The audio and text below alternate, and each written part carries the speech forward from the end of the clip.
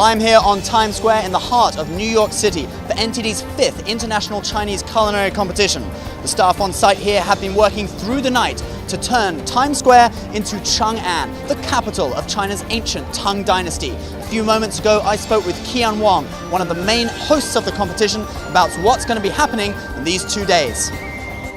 We have over 30 chefs from around 8 countries convening in Times Square. It's going to be spectacular. They're going to be competing in one of 5 cuisines, either Sichuan, Shandong, Cantonese, Huayang, or Northeastern cuisine. And $10,000 US, the gold medal is up for grabs.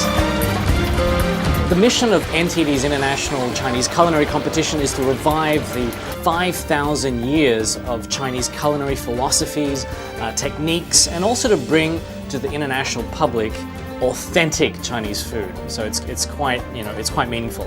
What we say, reviving 5,000 years of history in a single bite. This has such a deep meaning for me because traditional Chinese food, a lot of it has been lost. If you go to the average corner store, average corner Chinese restaurant, it's become fast food, right? And it's not the authentic stuff that we grew up eating. So by having this competition, by bringing the best chefs from around the world, we can open it up to the public. We can get people to really think about reviving these long lost traditions and to raise the standard of all Chinese restaurants.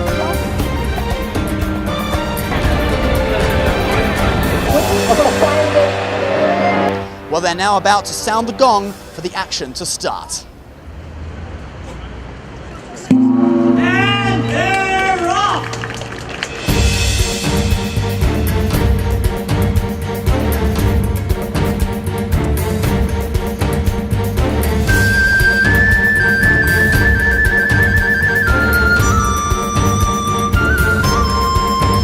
On the sidelines of the competition, I bump into an old friend. Well, I'm here with Greg Grossman. How you doing, Greg? Not bad, Ben. Good to see you. Now, Greg, he was a bit of a child prodigy, and now he's consulting for several restaurants in New York. He's an excellent chef. I had the opportunity to try his Kung Pao chicken last year. That really was one of the best Kung Pao chicken I've ever tasted. Thank you, Ben. I appreciate it. What are you going to be doing here today at the competition, Greg? Well, after competing last year in the Kung Pao Chicken Challenge, this year we're actually back, and I'm going to be reporting on camera like you did last year, actually.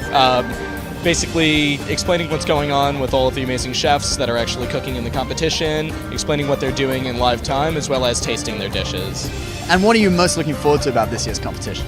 I mean, it's been the kosher part of the challenge so far has been very interesting.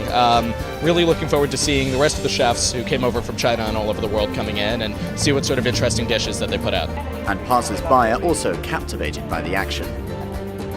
Well, I'm here with Jason. He's a native New Yorker from right here in Manhattan. How you doing, Jason? Doing fine.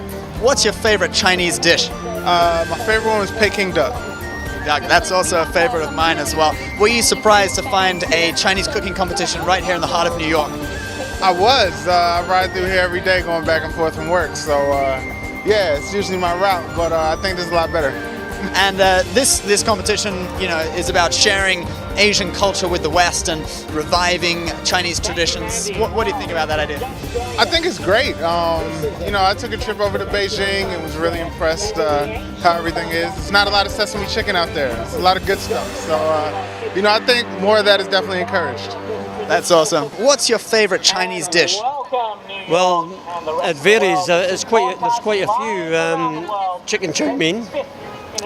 Sweet and sour pork, what the people are conjuring up. Now, NTD's International Chinese Culinary Competition this year falls just before the weekend of the Mid-Autumn Festival, or 中秋节 in Chinese. Let's now take a look at the story behind this tradition.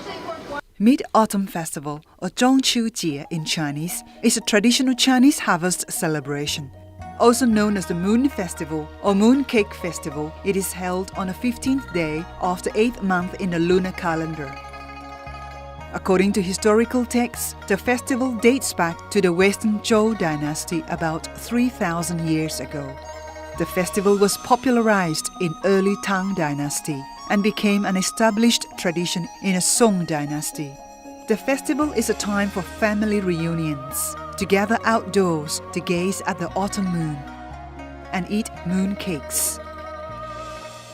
One popular legend about its origin is the story of the Lady on the Moon, Chang'e. She was the wife of Hao Yi, who used his bow and arrows to shoot down 9 of the 10 suns in the sky and saved the people on earth from the scorching heat. The Queen of Heaven rewarded Hao Yi with an elixir that could make him an immortal, but Chang'e drank it instead and floated to the moon with her pet rabbit. Another story relates to the eating of moon cakes.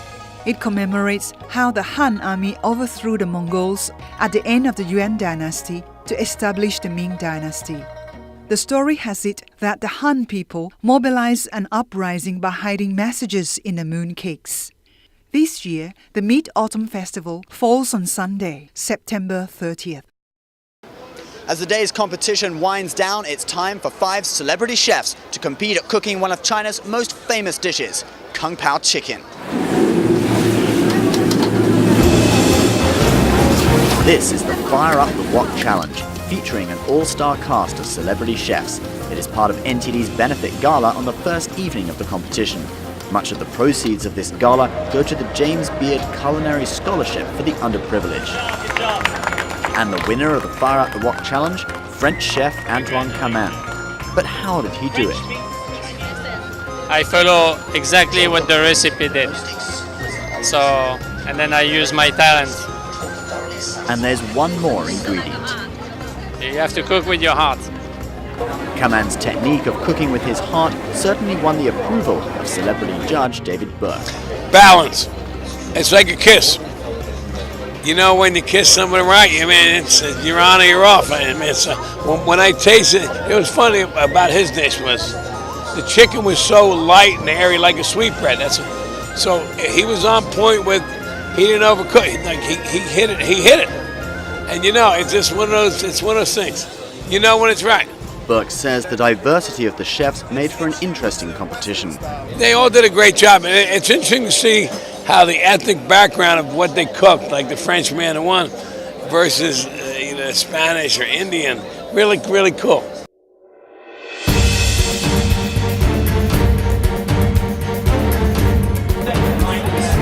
The overall winner of NTD's 5th International Chinese Culinary Competition will be picked on Friday, September 28th.